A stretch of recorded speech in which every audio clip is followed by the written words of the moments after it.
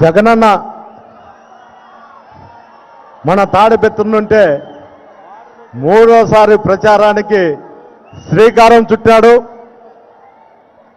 అంటే తాడిపత్రి ప్రజలందరూ కూడా మన జగనన్న వైపు చూస్తారనేది మరోసారి రుజువైంది.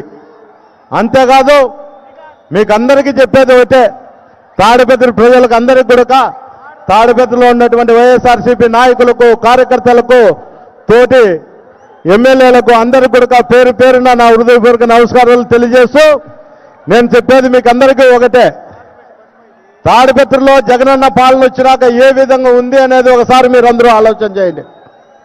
జగనన్న ఉంటేనే సంక్షేమం వస్తుంది. ఏ రాష్ట్రంలో కూడా సంక్షేమానికి మారుపేరు, ఈ భారతదేశంలో సంక్షేమానికి మారుపేరు ఏదన్నా ఉందంటే అది ఆంధ్రప్రదేశే. జగనన్న ఇచ్చినటువంటి సంక్షేమ పథకాలు ఏ రాష్ట్రంలో కూడా ఇవ్వలేదు, ఈ రాష్ట్రంలో ఇచ్చాడు. నిన్న కూడా మేనిఫెస్టో రిలీజ్ చేశారు. సామాన్య ప్రజలకు ఏదైతే అవసరం ఉంటుందో ఆ అవసరం నిమిత్తమే ఈరోజు మేనిఫెస్టో రిలీజ్ చేసి ప్రజల కలలు నిజం చేసినాడని ఈ సందర్భంగా మీకు అందరికీ తెలియజేస్తున్నా. అంతేకాదు చేనేతలకు మాత్రం 48,000 ప్రతి సంవత్సరం కూడా ఎలక్షన్ అయిపోయినాక మీకు ఎప్పుడు విడతలో వచ్చిందో అప్పటికి 48,000 మీకు చేనేత కార్మికులకు అందరికీ కూడా పడుతుంది. అదే కాకుండా చేయూత, అమ్మఒడి కార్మికులకు అందరికీ కూడా వచ్చే బాబు దాన్ని తోయాకండి, ఆ పిల్లలు తోయాకండి. సంక్షేమ పథకాలు అన్నీ కూడా చేయూత కావచ్చు, అమ్మఒడి కావచ్చు, ఆసరా కావచ్చు, డాక్రా మహిళలకు ఇచ్చినటువంటి 0 వడ్డీ కింద వచ్చినటువంటి లోన్లు కావచ్చు, ఇవన్నీ కూడా మళ్ళా గడుక పెంచుతూ మన ప్రభుత్వం అధికారంలోకి వస్తానే తక్షణమే ఇవన్నీ కూడా రిలీజ్ చేయడం జరుగుతుంది. ప్రతి ఒక్క అక్క చెల్లెమ్మ కూడా గుర్తించుకోవాల్సిన విషయం అయితే వచ్చే సంక్షేమ పథకాలన్నీ కూడా మీ అకౌంట్లోనే పడుతుంటాయి. ఒకసారి మీ ఆశీస్సులన్నీ జగన్కి ఇవ్వాల్సిందిగా కోరుకుంటున్నాను. అంతేకాదు ప్రతిసారి చెప్పారు, నేను ప్రతిపక్షంలో ఉన్నప్పుడు తాడిపత్రికి ఒక రౌడీ వస్తున్నాడు, ఒక దుర్మార్గుడు వస్తున్నాడు, ఏదో చేస్తాడని. అయ్యా నేను కాదయ్యా దుర్మార్గుని, మంచోనో చెడ్డోని మీకు అందరికీ తెలుసు. ఈ 5 ఏళ్లలో నేను ఎక్కడున్నాను మీరు ఒక్కసారి గమనించండి.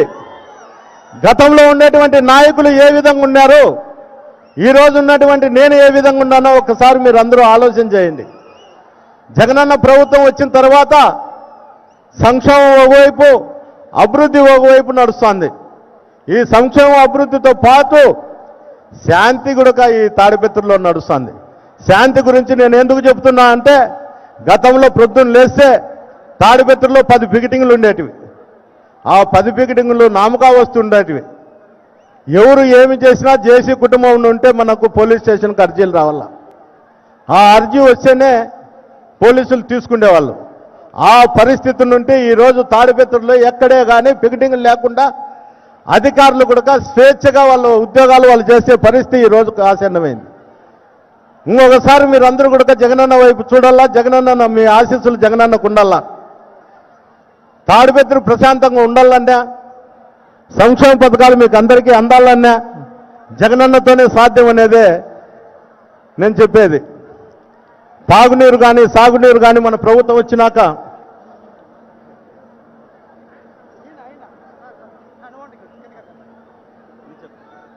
సాగునీరు కానీ తాగునీరు కానీ నేను వచ్చిన తర్వాతనే, ఈ ప్రభుత్వం వచ్చిన తర్వాతనే ఇవ్వడం జరిగింది. పెండేకల్లు కానీ, ముచ్చుకోట కానీ, చాగల్ రిజర్వాయర్ కానీ నీళ్ళు ఇవ్వడం జరుగుతుంది. పెద్దడుగురులో కూడా కాలువకు మార్చి వరకు ఇచ్చినాం ఈ సంవత్సరం తప్ప. కానీ మాజీ ఎమ్మెల్యే ఏం చెప్తాడంటే, పెద్దడుగురికి పోయి ఎమ్మెల్యే చాగల్ రిజర్వాయర్కి తీసుకొచ్చి ఇసుక తోలుతా అంటే ఇసుక కోసం ఇస్తాడంటాడు. బుద్ధి జ్ఞానం ఉండాలా ఎవరన్నా మాట్లాడేటప్పుడు. నువ్వైతే ఏమీ చేయలేదు కానీ తాడిపత్రికి అన్నీ చేసినట్టు మాత్రం చెప్తావు. ఒక్కసారి నీ మనసాక్షి చెప్పు. తాడిపత్రికి వచ్చిన ఫండ్స్ అన్నీ కౌన్సిల్లో నువ్వు ఏంటికి కానీ పెట్టలేకపోయినావు, ఒక్కసారి నువ్వు చెప్పు. ఇంటింటికి కొలాయి తీసుకొచ్చాం, 7 నెలలు అవుతుంది. నువ్వైతే కౌన్సిల్లో నీళ్లు కౌన్సిల్లో మెలకబెట్టి దాన్ని కౌన్సిల్లో శాంక్షన్ కాకుండా చేశావు. లేకపోతే ఈ పాటికే ప్రతి ఇంటికి కూడా కుళాయి ఇచ్చేదానికి నేను సిద్ధంగా ఉన్నా. మళ్ళా కూడా ఈ ప్రభుత్వం వస్తుంది.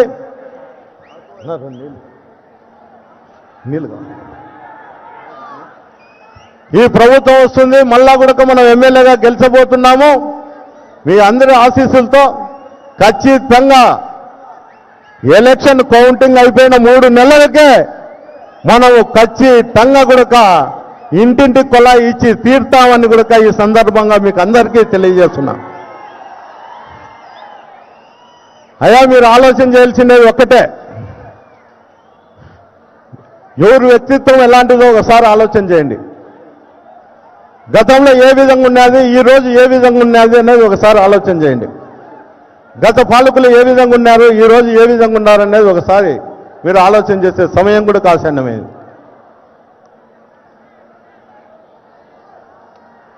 మేమైతే ఎప్పుడు కూడా పోలీస్ అధికారులను మేము చెప్పేదేమంటే ఇద్దరికి న్యాయం చేసి పంపించండి, ఏ పార్టీ వాళ్ళైనా ఎవరికైనా కానీ అని చెప్పాం. వాళ్ళైతే ఏం చెప్పేవాళ్ళంటే మేము చెప్పిన మాట వినకపోతే పోలీస్ స్టేషన్లకు తాళాలు వేస్తామని చెప్తారు. వేసినారు కూడా తెలుగుదేశం పార్టీలో మన పోలీస్ స్టేషన్కు 24 గంటలు తాళాలు వేసిన ఘనత కూడా జేసీ కుటుంబాన్ని అని కూడా నేను ఈ సందర్భంగా మీకు అందరూ చెప్తాను. ప్రతి క్షణము, ప్రతిరోజు, ప్రతిసారి కూడా ఇప్పటి వరకు కూడా పోలీస్ అధికారులను కానీ రెవెన్యూ అధికారులను కానీ బ్లాక్మెయిల్ చేసుకుంటూ వాళ్ళ మీద పిటిషన్లు వేసుకుంటూ కోర్టు చుట్టూ తిప్పేదానికే అయినారు. అధికారులను బ్లాక్మెయిల్ చేసుకొని వాళ్ళని లొంగపెరుచుకొని ఏదో రూపకంగా ఇక్కడ అక్రమాలకు అన్యాయాలకు ఆజ్యం పోయాలనే ఆలోచన వాళ్ళకుంది. అదే ఆలోచన నాకున్నింటే ఈరోజు తెలుగుదేశం కార్యకర్తలు, నాయకులు ఎవరు కూడా తాడిపత్రి ప్రాంతంలో కూడా మనశ్శాంతికి కూడా ఉండేవాళ్ళు కాదు. నేను మీ అందరి శ్రేయస్సు కోరి, అన్ని పార్టీలు శ్రేయస్సు కోరి నేను తాడిపత్రిలో శాంతికి నిర్వచనం అంటే కేతిరెడ్డి అనే కూడా చెప్పే పరిస్థితికే ఈరోజు తాడిపత్రిలో తీసుకురావడం జరిగింది. మీరందరూ ఆలోచన చేయండి. మీకు ఎవరూ తెలియని వాళ్ళేం కాదు. ఇక్కడ జేసీ కుటుంబం ఎలాంటిదో నేను ఎట్లుంటున్నాను. నేను ఈరోజు దివాకర్ రెడ్డి పెద్ద ఆయన అందరి దగ్గరకు పోయి ఇది నాకు చివరి ఎలక్షను, నా కొడుకును ఆశీర్వదించండి అస్మిత్ రెడ్డిని అని చెప్తాడు. సిగ్గుండల్లా నువ్వు మాట్లాడేదానికి. జూటూరులో డబ్బులు ఇవ్వకుండా నువ్వు 200 ఎకరాల భూమిని దోజరేసి నొక్కినావు. పాస్బుక్ తీసుకొచ్చే 30,000 ఎకరాలక్కన ఇచ్చినావు. నువ్వు మాట్లాడుతాండావు వైఎస్ఆర్ పార్టీ వచ్చే భూములు గుంచుకుంటారని. రా, నువ్వు ఎప్పుడొస్తారో మీ అన్నదమ్ములు ఇద్దరు సవాల్ చేస్తున్నా. నా 5 ఏళ్లలో నేను ఏమి చేసినా అని నేను చెప్తా. మీరిద్దరు అన్నదమ్ములు వచ్చి పోలీస్ స్టేషన్ సర్కిల్లో కూర్చొని నేను కూర్చుంటా, చర్చించుదాం. మీ తమ్ముడు 5 ఏళ్లలో ఏం చేసినాడో ఇక్కడ అనేది చర్చించుదాం. ఏ గ్రామాలలో హత్యా రాజకీయాలకు పాల్పడినారో చర్చించుదాం. తాడిపత్రిలో ఎవరు అభివృద్ధి చేశారో, ఎవరు అభివృద్ధికి అడ్డపడతారో చర్చిస్తాం. ఈరోజు తాగునీరు ఇయ్యాలన్నా కూడా, సాగునీరు ఇయ్యాలన్నా కూడా ప్రతి దానికి రాజకీయాలు చేసే పరిస్థితి ఈరోజు తాడిపత్రిలో ఉంది. నేను ఎంతో ఓర్పుతో మీ అందరూ చేసుకోరి నేను ఇక్కడ నడుచుకుంటాడా. ప్రజలందరూ బాగుండాలా ఈ కాన్షియన్స్లో అనేదే నా ధ్యేయం. జగనన్న కూడా అదే చెప్తాడు, అన్నా ఎక్కడా కానీ శాంతి భద్రతలు అనేది ఉండల్లా, కాపాడు నువ్వు, తప్పకుండా మళ్ళా మనం విజయం సాధిస్తాం తాడిపత్రిలో. ఆ విజయపాట నీతోనే మొదలు కావాలా తాడిపత్రి నుండి అని. నేను ఏంటికి చెప్తున్నా అంటే పదే తాడిపత్రి నుంటే విజయపాట రావాలని అంటే మనం ఇప్పుడుండే ఎమ్మెల్యేల సంఖ్య కూడా 151. మన ఎమ్మెల్యే స్థానం కూడా 151. తాడిపత్రి కూడా 151. ఇది లక్కీ నెంబర్. మనం ఇక్కడ నుండి ఎంత మెజార్టీతో మనం తీసుకుపోతామో ఇటుంటి తాడేపల్లె కూడా అదే రూపంలోనే తీసుకుపోతామని కూడా ఈ సందర్భంగా మీకు అందరికీ కూడా తెలియజేస్తున్నా. అన్నా, మీరందరూ ఆలోచన చేయండి. ఏ పార్టీలకు కానీ ఎవరికన్నా కానీ నేనైతే చందాలకు ఎవరింటికి బుక్కులో పంపిలే.